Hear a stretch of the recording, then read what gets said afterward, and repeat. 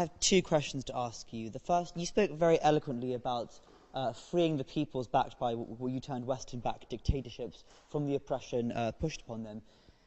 Yet you vocally supported the re-election of a man in Venezuela named Hugo Chávez, who frequently shuts down opposition television stations, frequently jails any journalist who criticises him, specifically when Globovision covered prison riots, which Venezuelan prison governors brutally suppressed prisoners.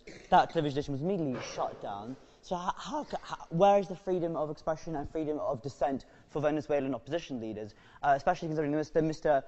Capriles was never given any television coverage. He was not allowed the oil subsidies that Chavez used to fund his campaign. And a second question, to clarify this man's point, you were on the right stuff. Iran executed a 16 and a 17-year-old boy, widely acknowledged by human rights activists, for being gay, live on television, publicly broadcasted at executions. You said, don't worry, the Iranian government has told me they are paedophiles. Did I really say that? Yeah, yes, you did. did. I really on the say right that? stuff.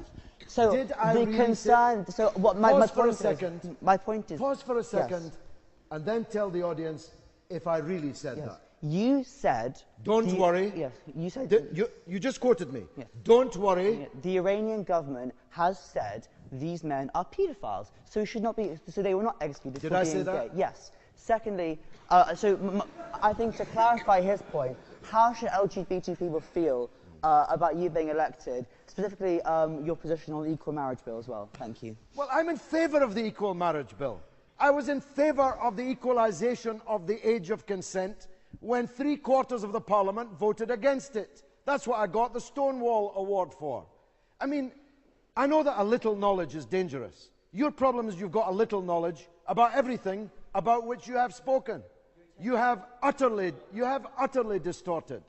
You have utterly distorted my record on gay rights. You have utterly distorted what I said on the right stuff, as a moment's contemplation will tell you.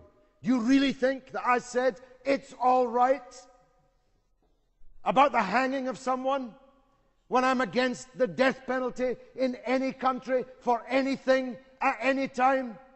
Do you really think I said it's all right that they hang somebody in public? Think what you're saying, young man, before you publicly smear people in this way.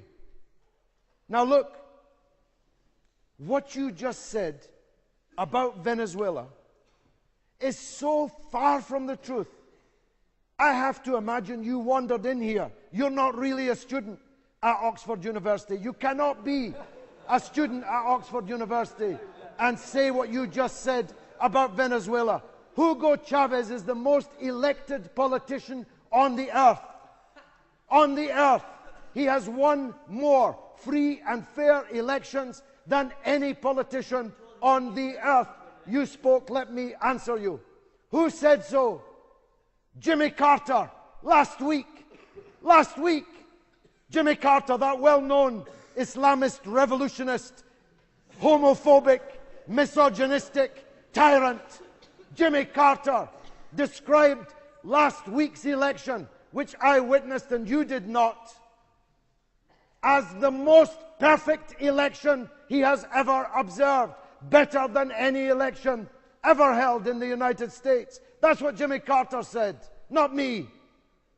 Hugo Chávez won a landslide victory against 30 opposition parties. You said that Chávez doesn't allow opposition.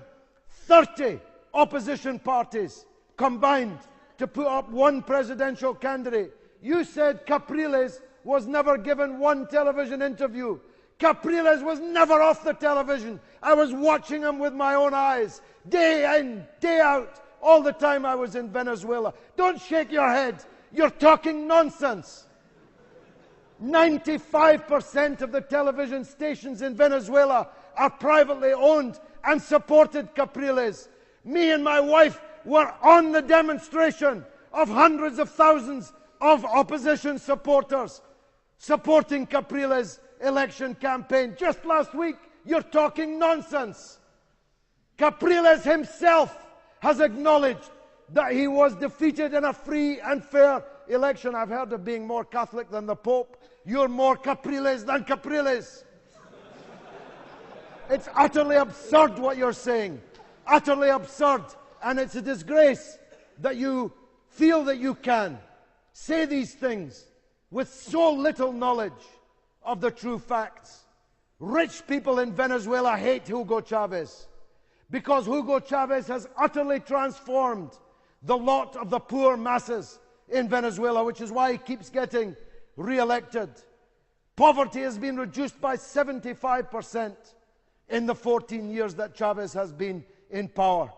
He's built 22 universities, making Venezuela the 5th largest student body in the world, in a country of just 26 million people.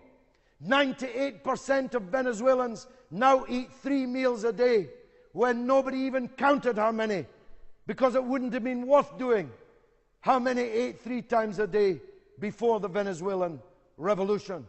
Chávez is regarded by the majority of thinking people in the world as one of the great leaders of the Third World. And you should be identifying with him. If you're a champion of gay rights, do you think fascism in Venezuela was a better friend for gay rights than Hugo Chávez? Chávez has freed the gay people in Venezuela. Gay people were out marching in huge numbers for Chávez in Venezuela. Women were out marching in huge numbers for Chávez in Venezuela. He's a champion of women's rights, a champion of black people, a champion of the indigenous people. That's why they all voted for him.